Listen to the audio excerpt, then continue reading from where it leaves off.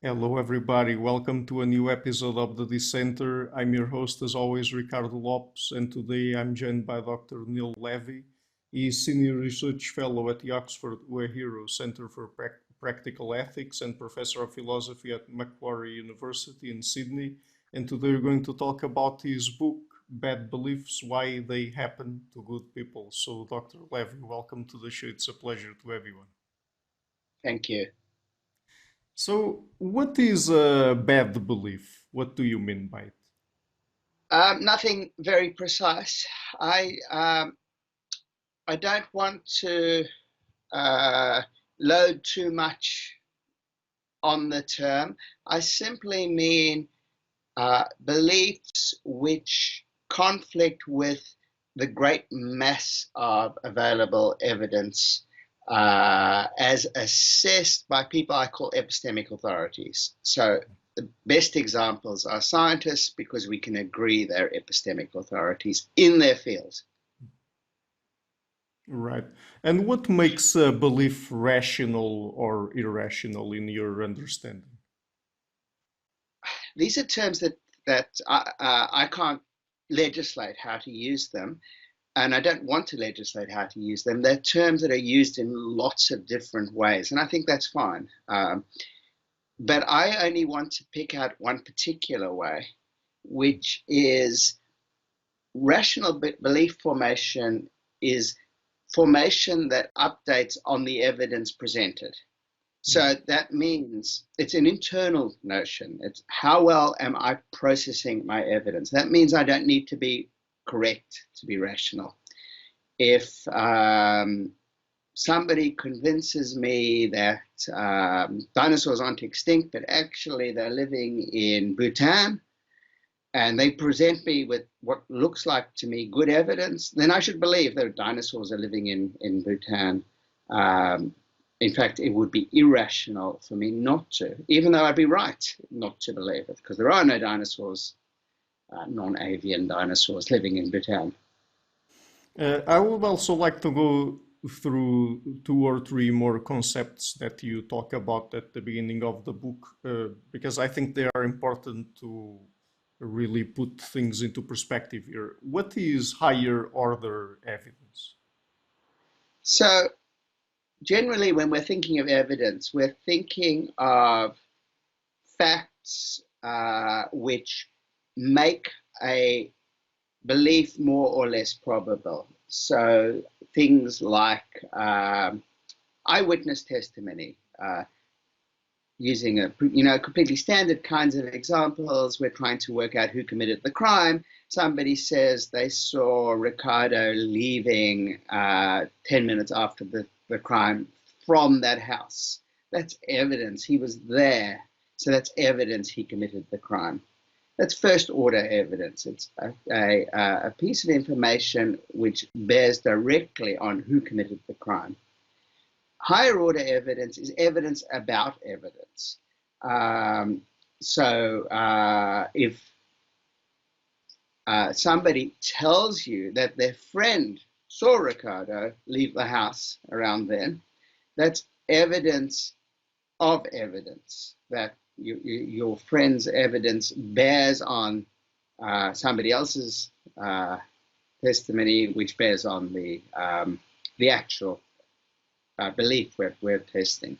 And of course, you can keep going up higher, but generally, second order evidence is the most important higher order evidence. What is it that you call the epistemic environment? Um,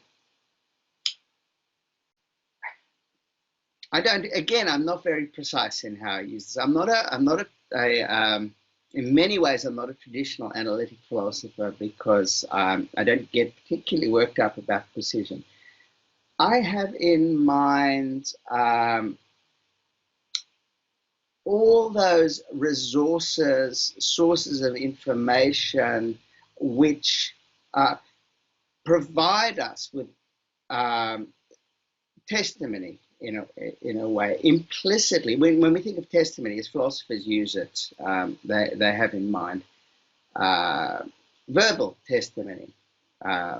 what did they say? That's the testimony. But I have in mind largely implicit testimony, which is widely distributed across the world without people thinking about it. And also all those sources of information that we think of as testimony, things like newspapers, online sources of information, that all constitutes our epistemic environment. Mm-hmm. So at the beginning, I've asked you what you mean by bad beliefs, but what is a belief, even to begin So a traditional way of understanding in philosophy is to think of it as a map we steer by. It's a way of representing the world in order to be able to achieve your goals. So we have certain desires. In order to those desires to be fulfilled, we need to know how they map onto the way the world is. If I want to, satisfy my hunger, I need to have a map of where food is available and how to prepare it. So roughly, I believe, in the sense I'm using it, again, there are multiple senses, is a map of the world. It's a representation. And should we take seriously what people say they believe in? Not always. And I think this is something I didn't stress enough in the book. People do engage in reporting apparent beliefs for lots of reasons. To let you know what team they're on. Somebody who says Black Lives Matter, for example, may not be all that concerned with black people and their well-being. They may be more concerned with showing what team they're on. They may be signaling identity. They may be signaling that they're trustworthy. Also, I think it's important that there's actually quite a lot of evidence, growing evidence, that in surveys, people not only signal identity and signal their team, they also engage in a whole lot of trolling, just sheer trolling. They pick answers for the heck of it. And I think that inflates reports of bad beliefs. I don't believe that anything like as many people who said when they were asked, Pew survey in 2016, I believe it was, do you believe Barack Obama is the Antichrist? I forget the figures, but about a third of Republicans, I think, said yes. I don't believe it. Some of them probably, but a lot of them just thought, I don't like that guy. I'm going to answer yes to this question. Mm-hmm. What would you say are some of the main reasons why sometimes people express beliefs they don't really hold? So identity, but also I think particularly in surveys, I'm a naturalistic philosopher. I think our philosophical work has to be consistent with, but also I want to go further and be inspired by the best scientific evidence. I don't think our intuitions, which philosophers love, are usually as reliable as empirical evidence. But when we look at the empirical evidence about beliefs, lots and lots of it comes from social psychology or just public opinion polling. And people answer these questions for many reasons. Now, lots of people are cooperative, but sometimes they're even too cooperative. They try to guess what does the person want me to say? What kind of picture should I present? Sometimes when they believe that these questions are being asked by a typical psychology professor who they rightly think is probably on the left of politics, and they think this survey is trying to make me look bad as a Republican. They may actually have some sort of reaction formation where they say, You want to know whether Republicans believe that Democrats are really lizard people who eat children? Well, stuff you. I'm going to say I believe that. So people answer these questions for many different reasons. Self-presentation, identity, to feel good about themselves, but also because they simply don't respect the people asking the question. So we have to be careful about all of that. So I'm more impressed by evidence that people actually act consistently with their beliefs. So my central example of a bad belief in my book is climate change skepticism. I do think that lots of people say climate change isn't real, not because they believe that, but because they're expressing their support for one side of politics. But they don't believe it's anywhere near as significant a problem as science suggests it is, because if they did, they wouldn't be acting as they are. So they may, in fact, really not believe climate change isn't real, and really believe, well, it's real, but it really doesn't matter very much. In either case, they've got a bad belief. Wouldn't you say that at least some beliefs are a form of post hoc rationalization? I'm sure that happens. So I do think we have bad introspective access to our beliefs. You ask me what I believe about something I haven't thought of before, and maybe should have, something about my own views, something that occurs to you as a pressing issue on the basis of my book. And then I'm going to have to try to work out, well, how should I answer that? Sometimes I can simply retrieve it from memory because I have thought about it. But I have to, but often I have to generate a response on the spot.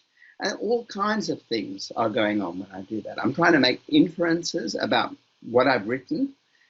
E.M. Forster wrote, the novelist, the English novelist. How do I know what I think until I see what I say? I'm a great believer in that. What do I believe? Well, I wrote it down, so I must believe what I said.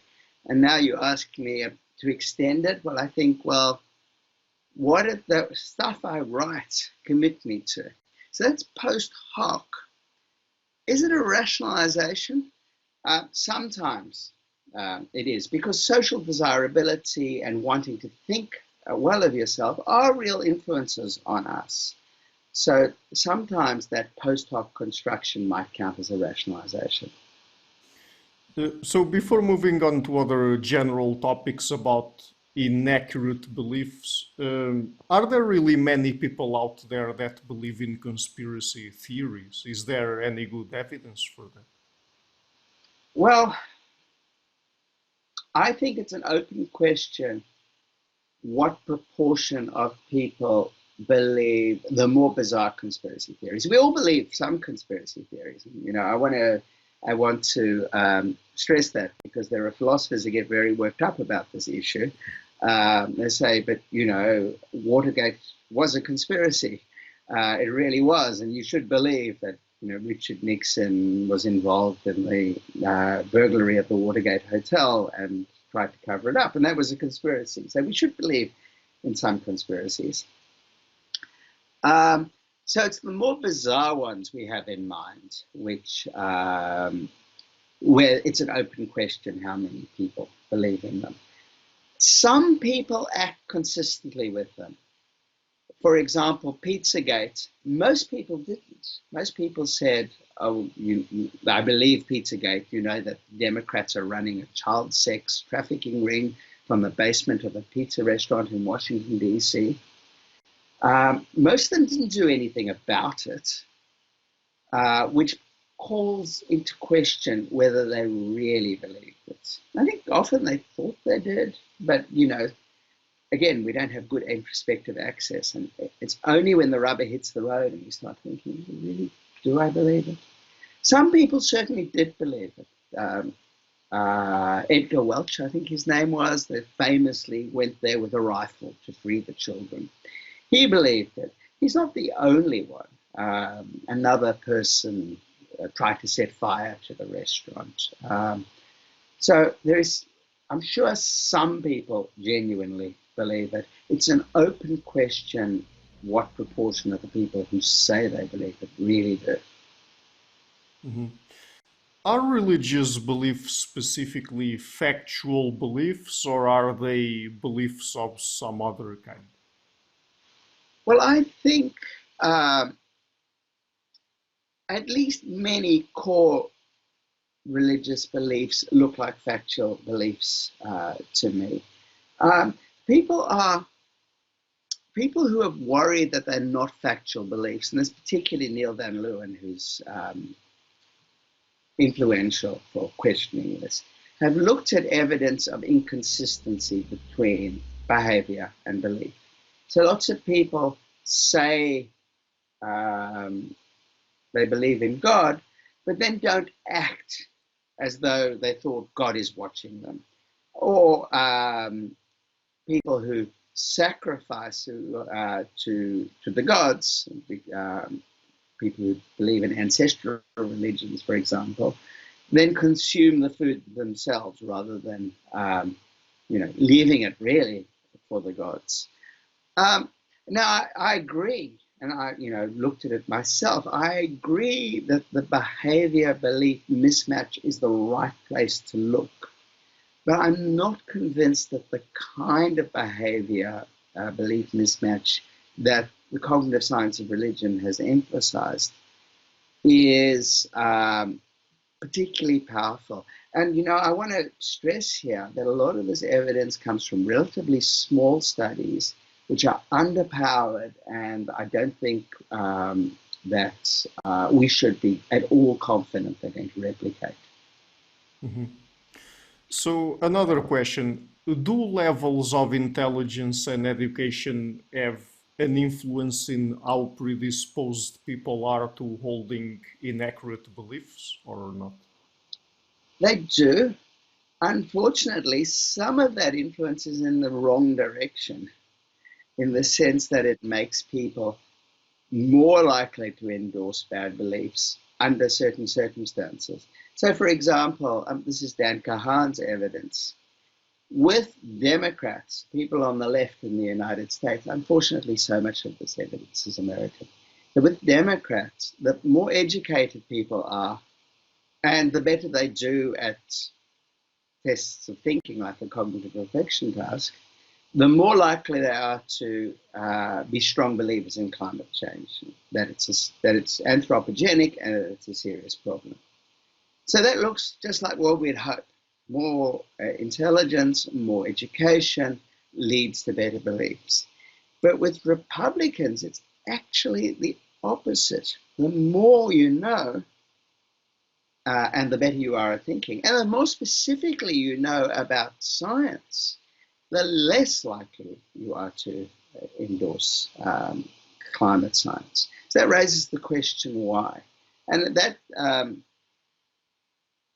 that's an interesting question which isn't wholly resolved.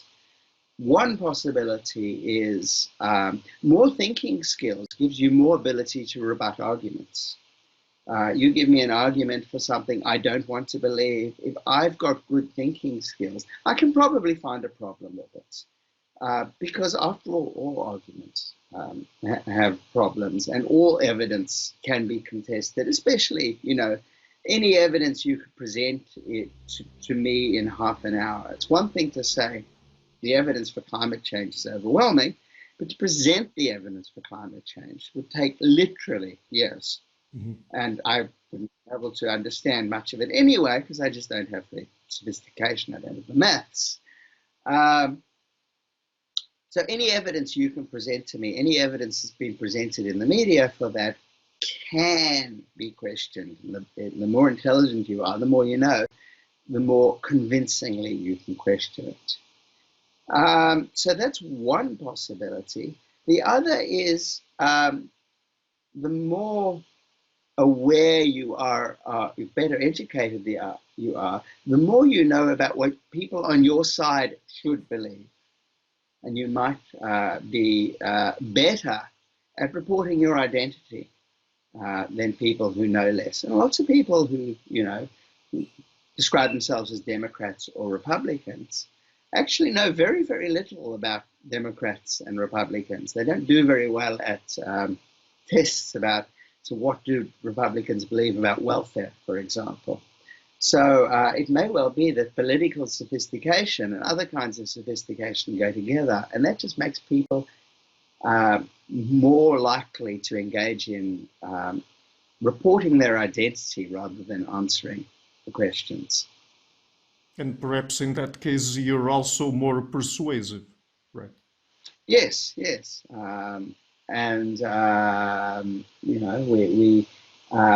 We defer to people on our side, but we also are sensitive to other things. And people who are on our side and look sophisticated are going to have an edge when it comes to convincing other people, particularly those on their side. Mm-hmm. Does holding inaccurate beliefs have anything to do with levels of rationality with people being more or less rational? Well, I don't think it has a lot to do with rationality. It might be that people use different and less sophisticated strategies if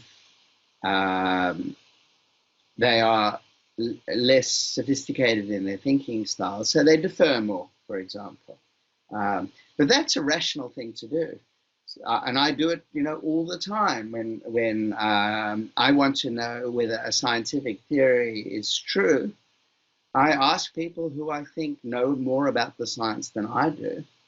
And if they say, oh, I think it's true, but even more, if they say, scientists think it's true, the relevant scientists, then I believe it. And that's just deferring. And that's a pretty unsophisticated strategy, which is available to everybody, and we all use it. So you may need to be more sophisticated to use other kinds of strategies, but this deference strategy is, I want to say, a rational strategy. It's how I should form beliefs if I can't assess the evidence for myself. Mm-hmm. So we've already talked about levels of education, intelligence, rationality. Does political ideology also play a role here? It plays a big role because political ideology is so closely linked to identity, at least as a matter of fact. I don't know if it needs to be.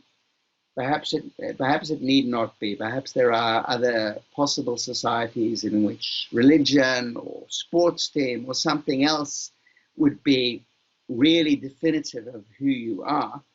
But in our societies, largely, somebody says, I'm a Christian Democrat, or I'm a social democrat, or I'm a communist. They've told us something important about who they are.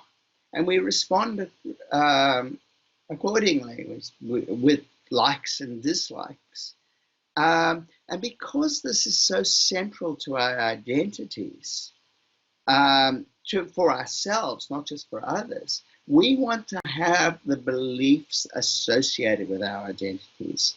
So as someone who's, let's say, a communist, I want to believe what communists believe. And, we see this on social media all the time. It's seen as quite an accusation to have the wrong beliefs. You're supposed to be woke. You shouldn't believe that. You're supposed to be a Republican. You shouldn't believe that. You're really a rhino or a Republican in name only. So people feel under pressure to line their beliefs up with their ideology, with, I think, identity as the mediating factor here. Mm-hmm. So another kind of question now. Are people really that passionately committed to defending their own beliefs? Well, Um, in many situations, they do seem very passionately committed.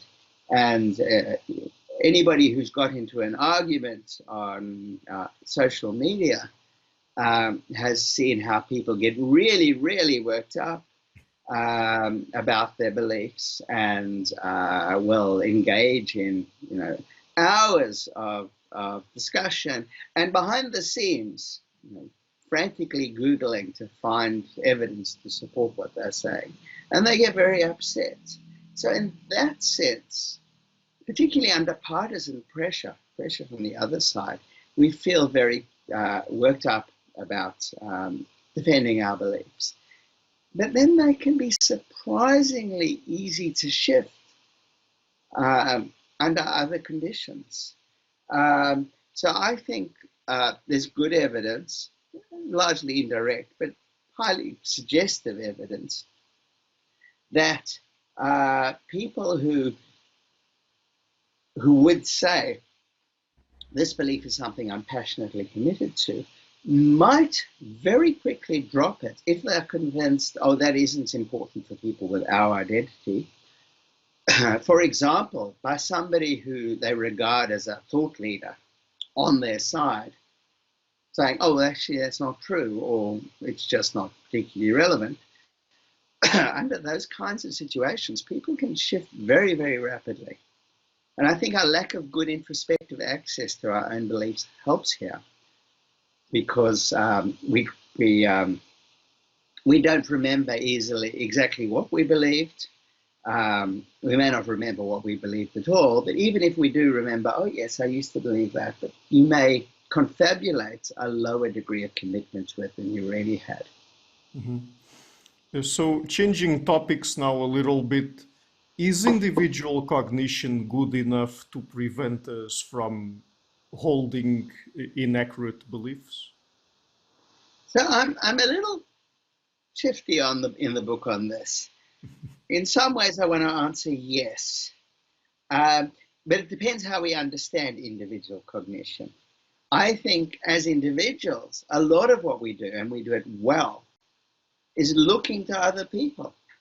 What should I believe about climate change? Well, if I were to look out the window in Oxford right now, I'd probably think climate change is real because it's pretty hot for Oxford right now. But, maybe I look in 6 months' time and I think, well, climate change business is overblown. If I rely on my individual cognition alone, I'm probably pretty bad at it. Even if I try to keep records, I'm not going to get statistically significant sample. I'm going to be at best at chance in answering these questions. But I don't think that is how we go about it. We very largely go about it by asking those people who we think know more than us, or very often those people who we think are plugged into networks. So you may think it's crazy to ask a politician about these things rather than a scientist. But when we do that, I think what we are doing is thinking, well, the politicians probably, where lots of chains of transmission of evidence converge from people who know more. So the politician is a reliable person. So do we call that individual cognition? Well, it's not individual cognition as we normally think about it. It's individual cognition in the service of looking to others. And often we don't even realize we're doing that. I mean, there's some nice papers where people report how much they know about something by themselves without needing to, say, Google it. But they have an inflated perception of how much they know by themselves without Googling it, if they've actually got Google accessible to them. Equally, they think they understand things better if they're told that scientists understand it. So we have mistaken beliefs about how good individual cognition is all by ourselves, but we don't tend to act on those mistaken beliefs all that much. Instead, we use our individual cognition to look to others. Mm-hmm. When it comes to knowledge specifically, do you think it's best understood as a social or an individual phenomenon? I do think it's very much a social phenomenon, a deeply social phenomenon. So, in that, for lots of things that we know, no individual is really in a position to point to the evidence that shows that that's the case. For example, think of the theory of evolution. It rests on innumerable different pieces of evidence from lots of different fields, and nobody's in a position to get a grip on more than a tiny fraction of that evidence in a tiny percentage of those fields. It's because it's a scientific community in which disciplines leak into one another that we can be confident that the claims are being tested from many different perspectives at once. And we know that evolution is real. Really know. It's not just a confident belief, but we really know it. We know it. I only know it derivatively. It's because the community of inquirers has probed it and settled on this belief, with a very large percentage of people, enough that we can call it consensus of relevant people, that I can be said to know it. Mm-hmm.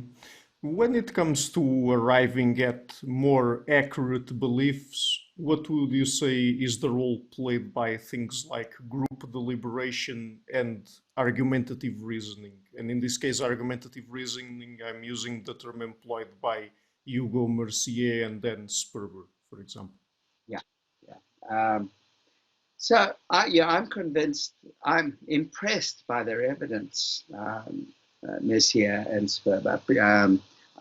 I think Mercier is the leader of this project. I'm not as convinced by their interpretation of their evidence.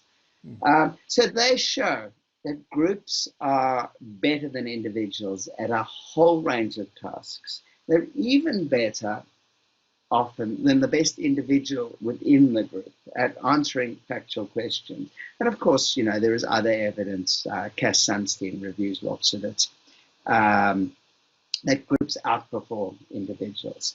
And my other source of inspiration for this is the work in cultural evolution on how cultural lineages hit upon excellent solutions to ecological problems which no individual could possibly hit upon.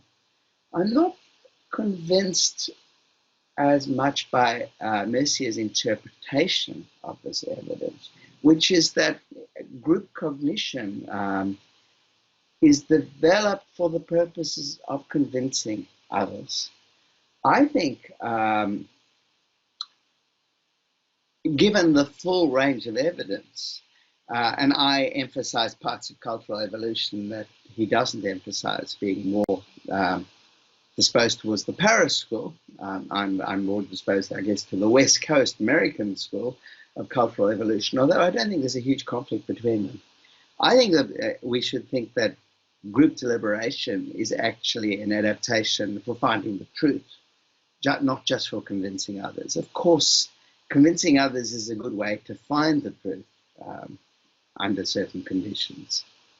Mm-hmm. With all of this in mind, do you think that the idea of a solitary genius is a myth? I do. Now, I don't want to deny, of course, some people are much smarter than others. Somebody said, if you're the smartest person in the room, find another room. I'm lucky I'm never the smartest person in the room. So there are real differences in intelligence, there are real differences in knowledge, there's real differences in intellectual virtues. All of that's important. And there are individuals who can do things that I can't. Now, I work with psychologists. I bring them in because they know more than I do about those things. But I don't need to work with the entire psychological community. Just one good one, shout out to Robert Ross, enables me to do things I can't do by myself. I think we overemphasize the solitary genius, though. This is something that Mercier himself says. I believe it's Mercier, not Sperber and Mercier, in his more recent book. Not Born Yesterday. Thank you. Where he talks about, is it Heisenberg alone on his island engaging in fundamental problems in physics, but in fact he's in deep correspondence with the entire physics community of Europe, all those who are grappling with the same sorts of problems as him. And it's only because this was a collective enterprise that he was able to make these advances. I think for most normal science, to use a Kuhnian term, it's done by intelligent people, but they're not fantastically brilliant people.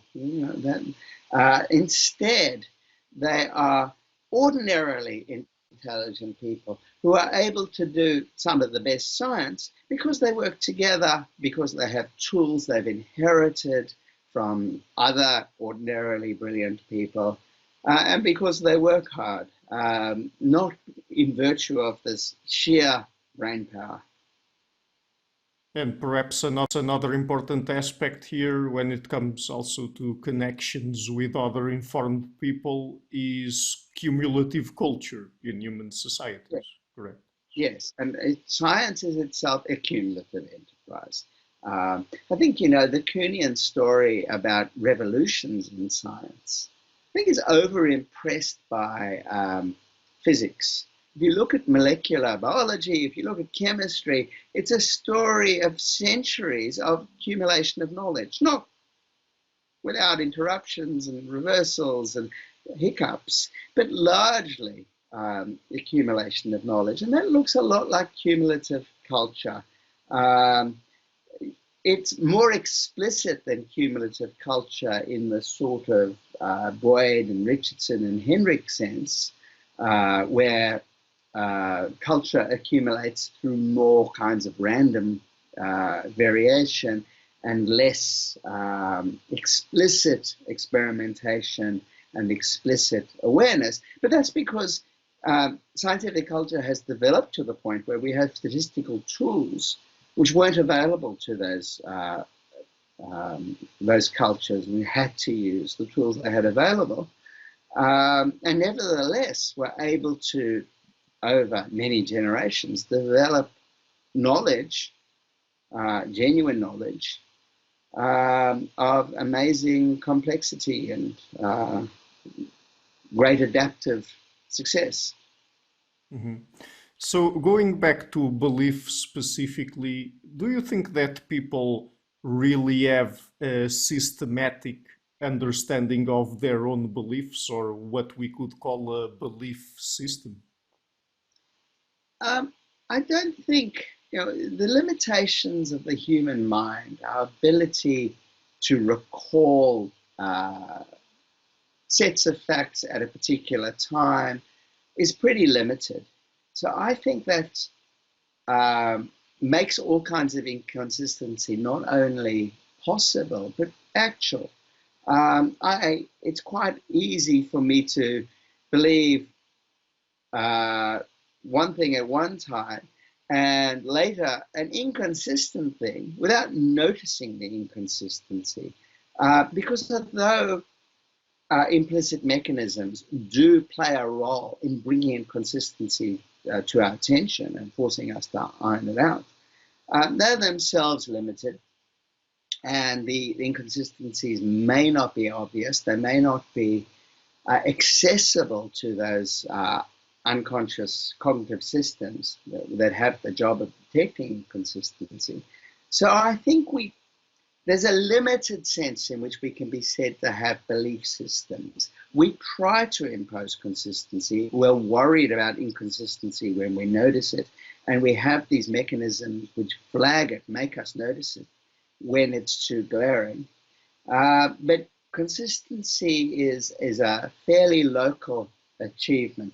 The other thing is, of course, the world forces some degree of consistency on us. I can rely on lots of my beliefs about the world outside, about Oxford, for example, to be consistent because I rely on the streetscape of Oxford to bring those beliefs about where the streets are into line. Mm-hmm. And how does belief revision work? I mean, when and how do people revise their own beliefs?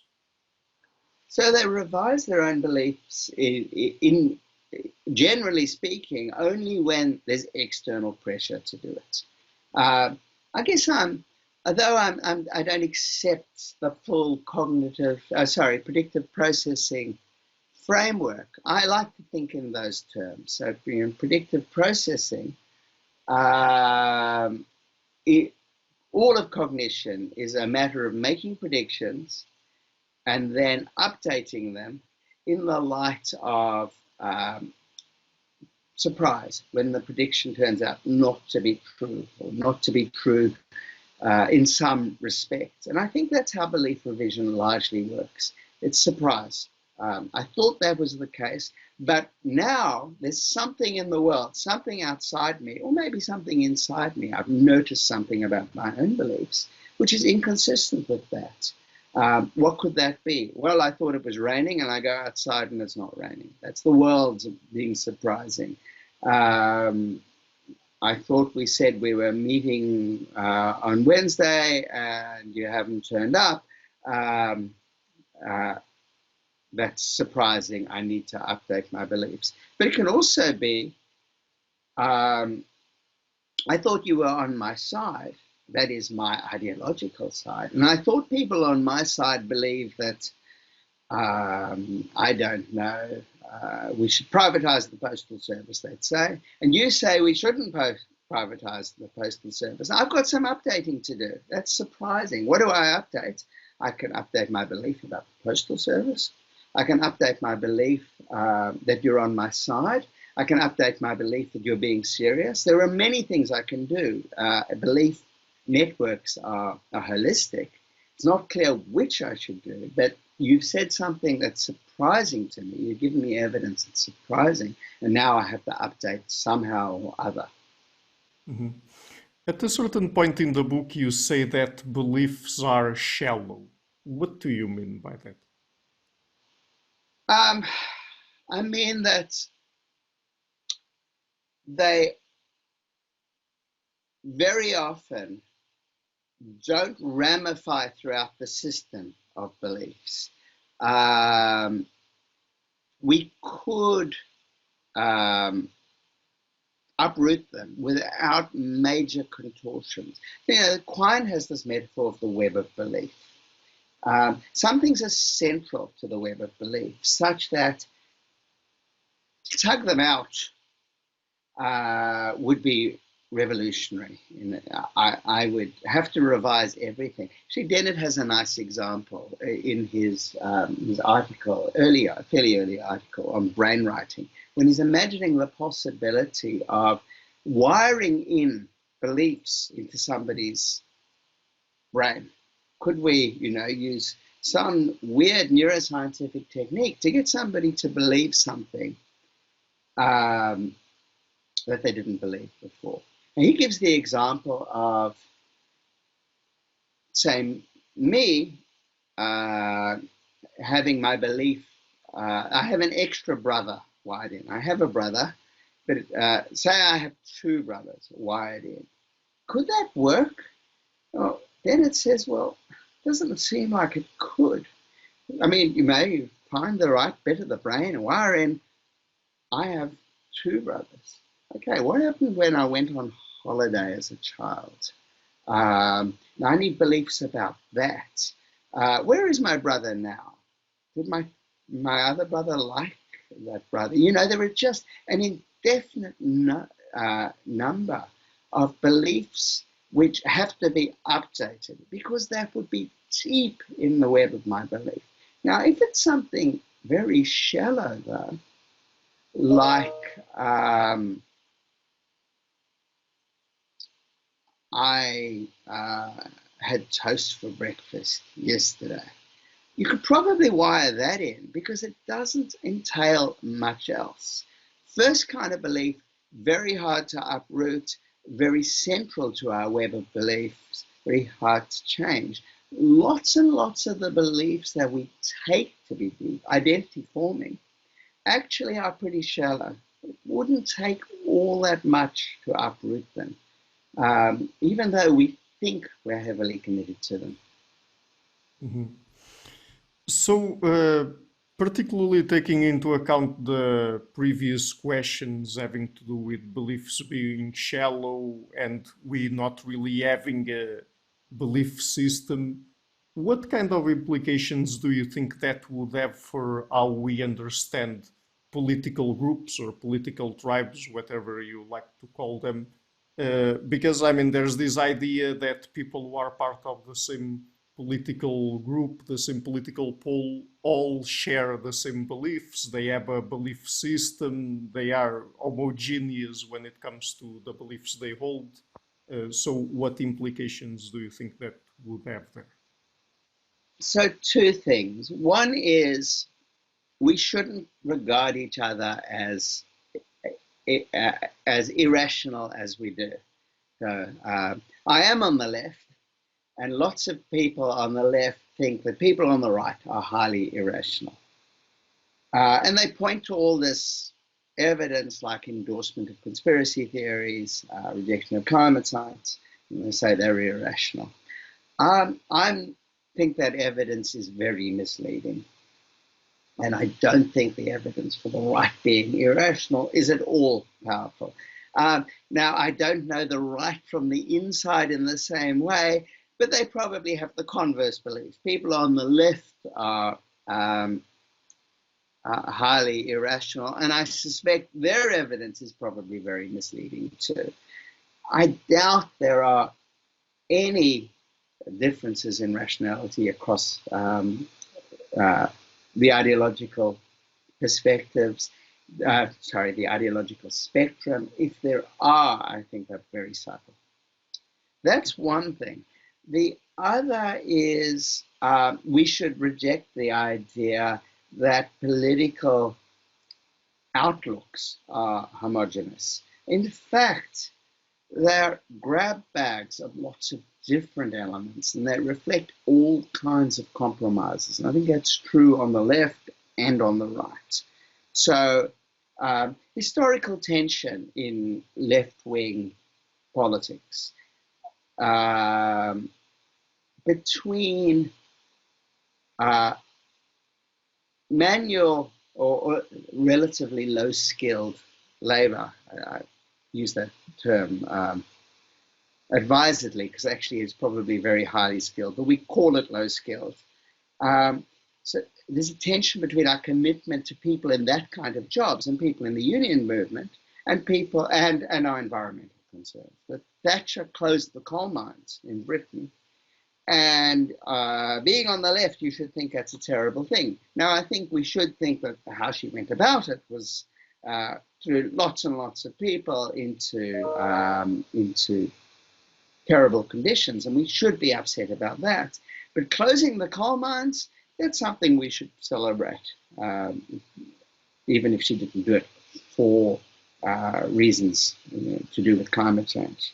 So there's a tension between our commitment to industries that are actually environmentally damaging and our commitment to the environment. And on the right, we see similar kinds of tensions. So the right wants to be committed to traditional values and traditional institutions like the family, but it also wants to be committed to the market. And the market's very good at dissolving traditional institutions and undermining traditional values because they don't fit well with the kind of consumption patterns it produces. And it just further, it can market to different identities. That's a great marketing opportunity. So I think we see tensions on both sides, and we should see that the coalitions of interests on left and right, to some extent, are historical accidents. I think it could well have happened that the right ended up being much more committed to the environment than it is. I think there was a time, not all that long ago, when it could have gone that way. Or maybe it just wouldn't have been an ideological issue at all. Instead, it would have just been seen as, shared background. We need to do something about climate change. I think that could well have happened. Now, I don't know what the upshot of that for politics is. Perhaps it's somewhat humbling to recognize that there's no natural connection between these issues. I'm not entirely sure. Now, I'm not a political scientist, of course. Since we're talking about politics, do you think that it is irrational for people to be uninformed on politics?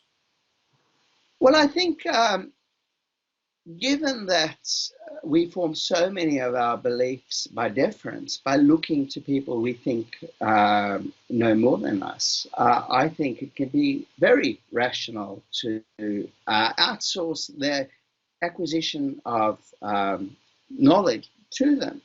If I trust you and I think you share my values, then it probably makes sense for me to say, hey, Ricardo, how should I vote?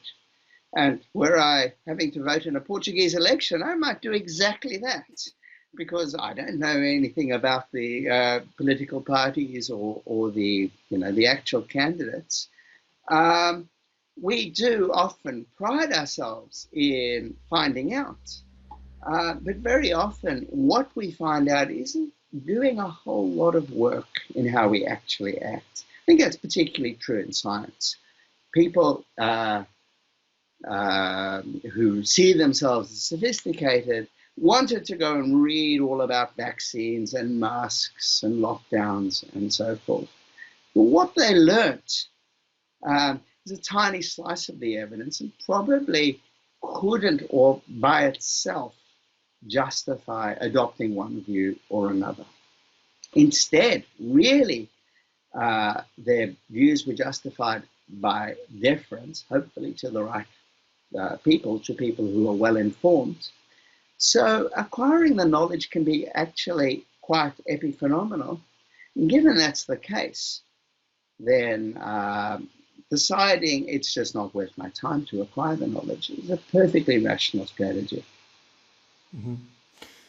So I'm going to quote you now and ask you to explain what you say in the book. So, if you want to change minds, your own and those of others, you need to look to the social and institutional cues on which beliefs depend. So, what does that mean? Lots of our beliefs, as we said earlier, are shallow. That is to say, even though we take ourselves to be deeply committed to them, in fact, they're not central to our web of belief, and they can be uprooted. I use the example of environmental belief on the right. At the moment, being pro-environment is associated with the left. That hasn't historically been the case. Not that it was associated with the right, rather it was bipartisan. I suspect it's still not that deeply rooted. It could be changed. It could come not to be seen as a partisan issue. And I think, in fact, at times, not in Anglophone countries, but in Europe, we've actually seen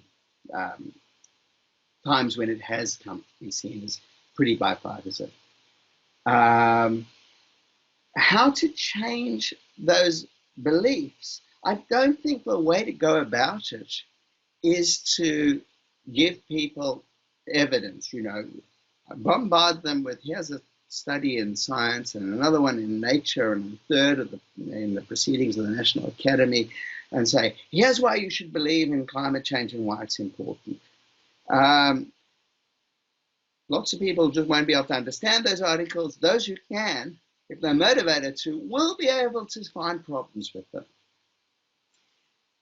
Instead, it's much more powerful to change the cues to deference. What do people on my side believe? What does a consensus of people believe? What is it rational to believe? What's mocked, and it better not just be mocked by the left if I'm on the right, because that's just going to, push me in the opposite direction. But if it's pretty universally mocked, if right-thinking people mock it, then I'm probably not going to adopt the belief. So changing this sort of cue, rather than changing my exposure to first-order evidence, that's what's going to be most powerful in changing my mind. And I do mean my mind. I don't mean those people out there, people that Jason Brennan called hobbits and hooligans, not us sophisticated people.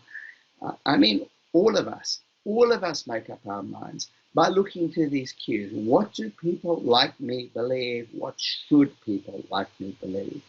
What is the consensus on my side? What's taken seriously? I think those are the ways to change these important beliefs. And I also don't think this is paternalistic, but I think we'll get to that. Mm-hmm. Yeah, we will. So would you say then that generally speaking, when we're trying to understand where people's beliefs come from and why they hold particular inaccurate beliefs and what we can do about it, we should look more into the kinds of social, political, and other kinds of cues they are exposed to than supposed flaws in their individual cognition? Exactly. Of course, this depends on the area and who the person is. No one should give up responding to first-order evidence. We all should do it all the time. For many things, we're an authority. The things around us, nobody may know, better than us on what's directly in front of us. We can all cultivate spheres of expertise, and in those spheres of expertise, we should respond to the first-order evidence. You might be a scientist, you might be a philosopher, but then you might be a carpenter, or a guitar player, or a bricklayer, and you too have a sphere of expertise in which you should be responding to the first order evidence. But for these kinds of things which divide us, political and social beliefs and scientific beliefs, for most of us, it's those cues that matter and not the first order evidence. We're not forming our beliefs on the basis of the first order evidence. We can't do it reliably. So it's looking to the cues that matters. Mm-hmm. So I would like now to get into some specific questions regarding epistemology. In the book, at a certain point, you talk about virtue epistemology. So what is it and how does it work? So virtue epistemology tries to understand belief formation as working well or badly depending on the character of people. There are two kinds of virtue epistemology, and I'm going to set the reliabilist kind aside. It looks at how well cognitive capacities are working, how well your eyes work, that sort of thing.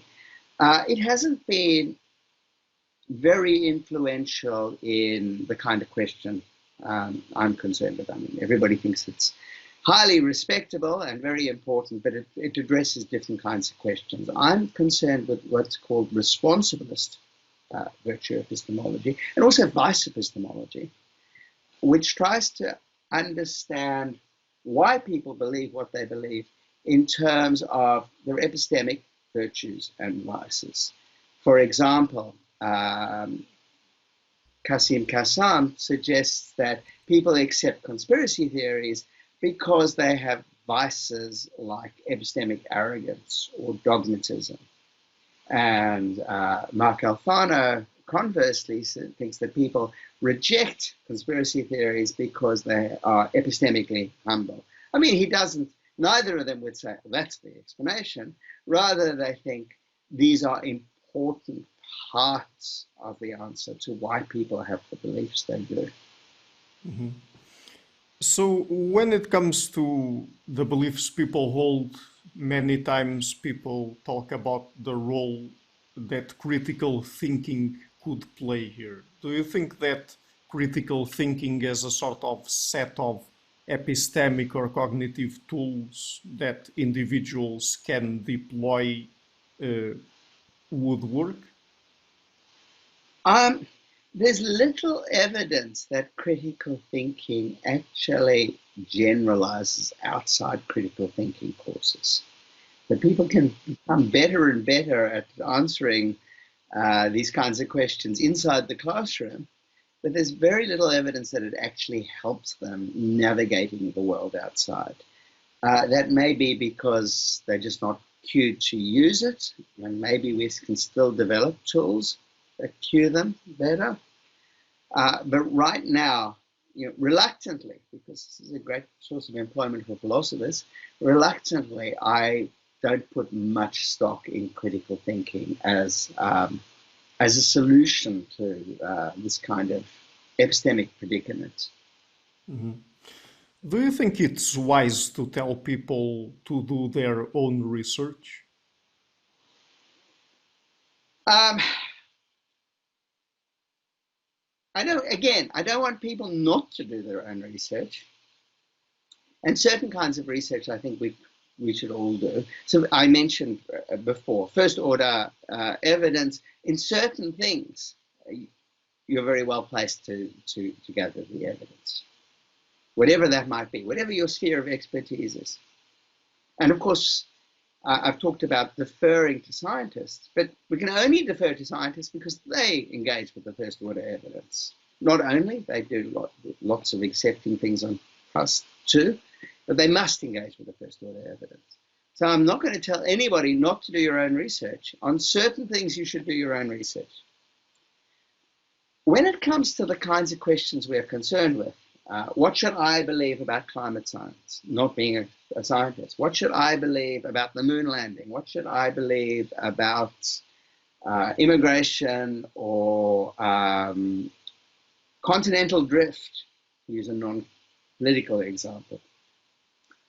There's a certain kind of research I can, happily encourage people to do, but it's not looking at the first order evidence. If you want to know what to believe about continental drift, I don't think you should be trying to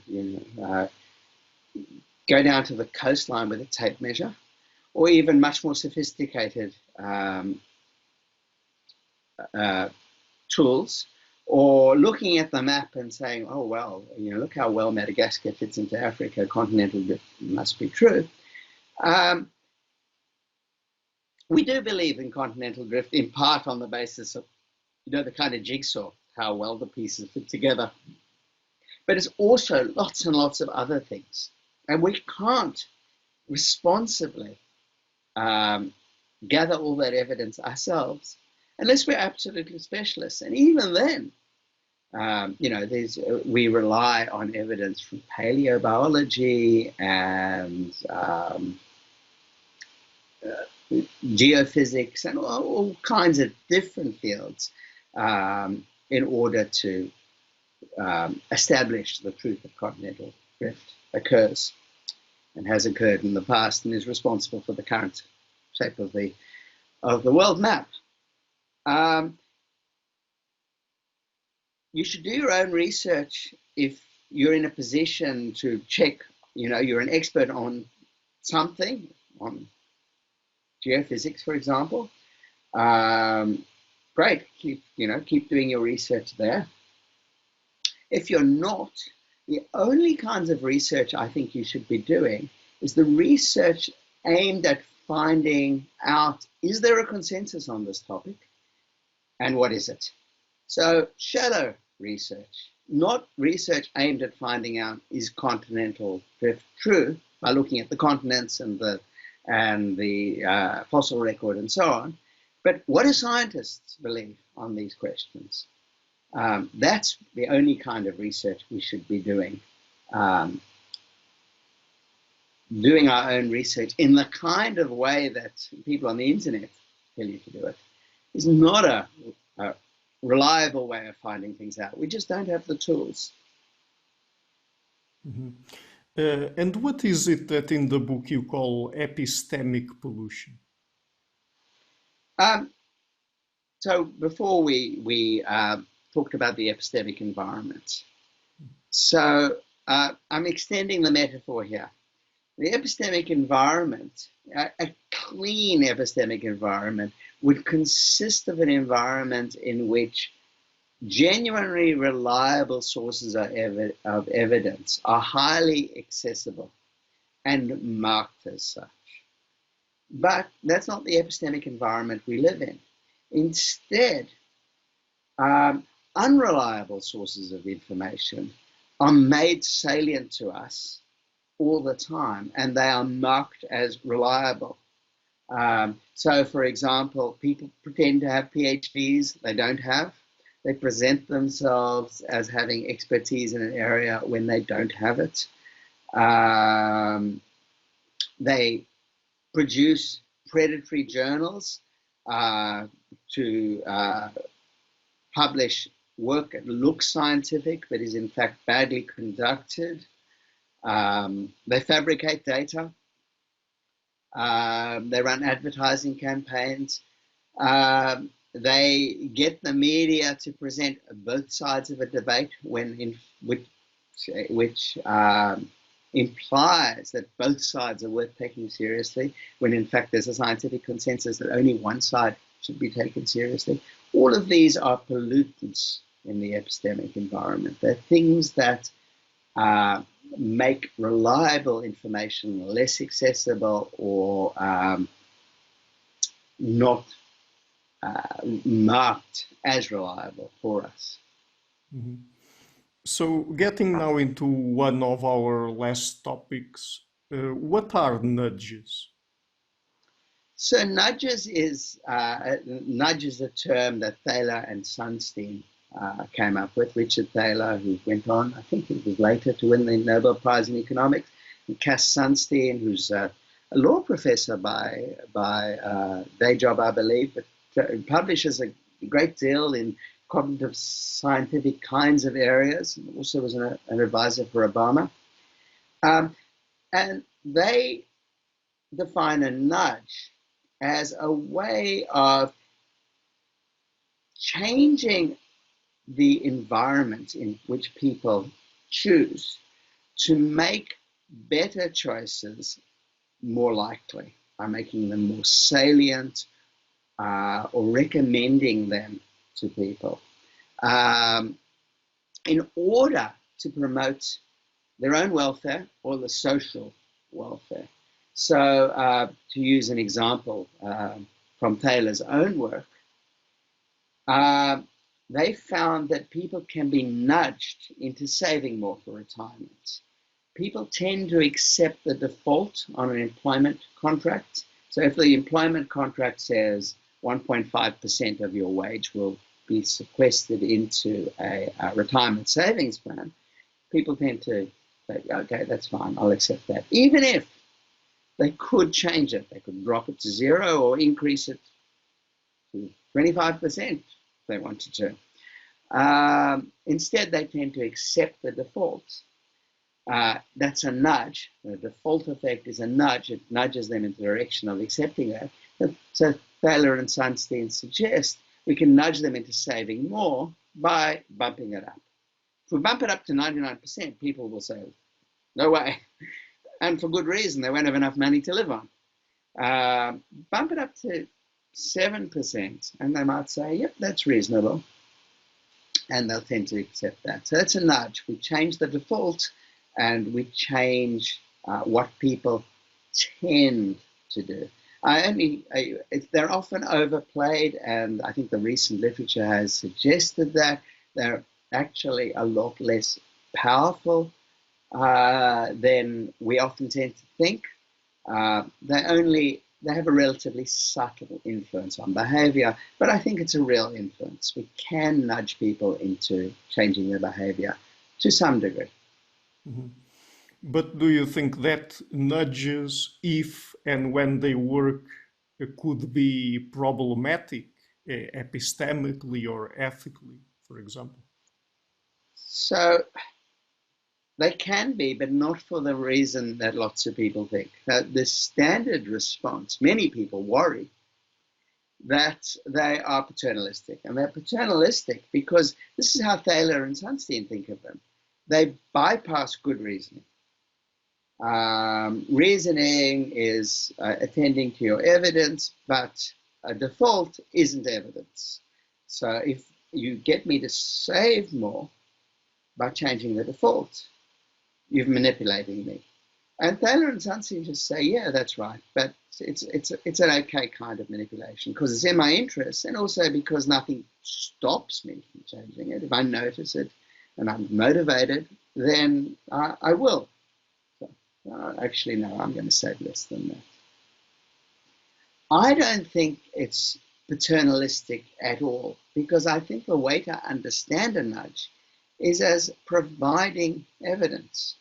A nudge is evidence that, in this case, the default effect, is evidence that this is regarded by the people who produce the form that I'm filling in as a reasonable amount to save for retirement.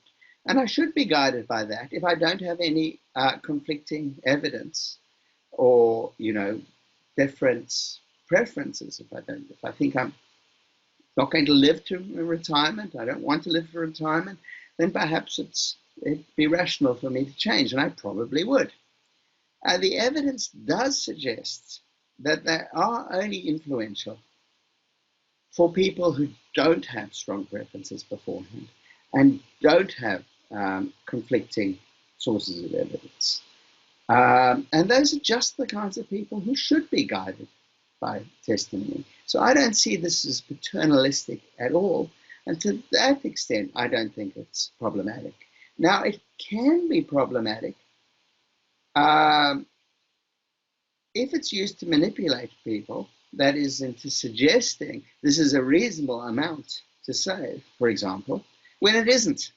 Perhaps all the experts think you've got to save 12% of your salary, and I'm just a malicious form designer, and I say 2%. It's not widely known, it should be 12%. In that case, I'm acting against people's interests. But the problem here isn't that I'm being paternalistic. It's that I'm providing them with bad information. And we don't think there's a special problem with providing with bad information. That's a problem, but it's just the problem of providing with bad information. It's the problem of maybe lying to people. That's a bad thing to do, but it's not a problem specific to nudges. So, where would you place nudges in the broader context of the framework you present in the book when it comes to understanding human epistemology? Nudges are higher order evidence. At least most nudges, the canonical ones discussed in the literature, simply provide higher order evidence. They're one more piece of evidence to be integrated with all the other evidence that people have, that this is a reasonable thing to do. This is something that's being recommended to you. Most nudges are implicit recommendations. So they're just one more piece of higher order evidence. They're not a particularly powerful one. They are significant, especially for people who don't have other sources of evidence. But there's nothing particularly special about them. Just one more piece of higher order evidence among the many routinely made available to us. In a clean epistemic environment, one without pollutants, those are going to be reliable sources of higher order evidence, in the light of which I can make up my own mind, given my preferences. If I don't want to save for retirement, then I won't be nudged into saving for retirement. If I have the desire to have a comfortable retirement, then and I'm living in a clean epistemic environment, then probably that source of higher order evidence is going to be reliable. Mhm. Another question then, do people usually respond to evidence? Well, I think they do. Lots and lots of first order evidence we don't respond to, but because we have trouble processing it.